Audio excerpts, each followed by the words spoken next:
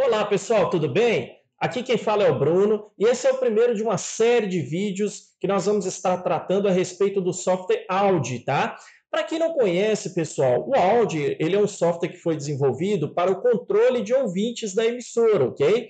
Só que essa aplicação é muito mais do que isso, tá?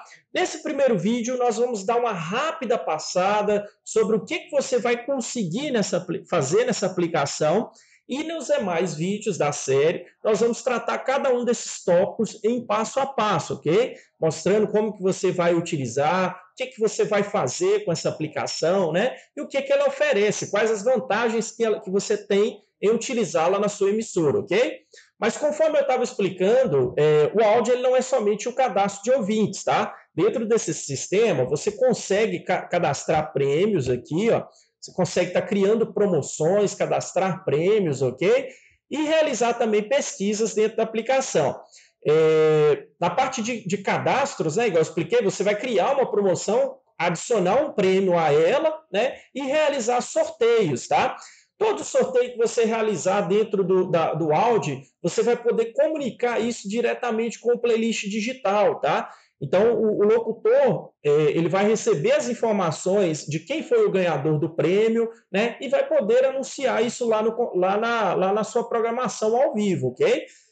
Você consegue também, através do Audi, ter um relatório aqui gráfico, né, do top 10 de pedidos musicais, o top 10 de rejeição musical. Você tem também um controle da quantidade de atendimentos que você está tendo nos últimos X dias, tá? Você consegue tudo isso com o áudio, ok? Você consegue também mandar avisos para o seu locutor, tá? Um aviso, algum recado importante. Então, você consegue estar fazendo o envio dessa informação para o playlist digital. A solicitação também de pedidos musicais, né?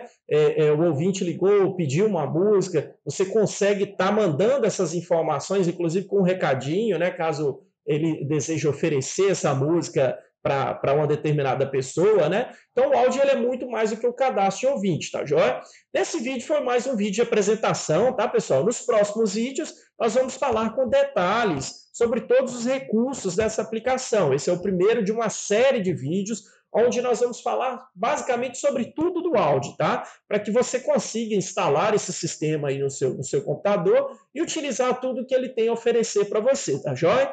Um grande abraço, qualquer dúvida, sugestões, tá joia? Nós estamos prontos aqui, né, para melhor atendê-los sempre, ok? Um grande abraço, tudo de bom, pessoal, até mais!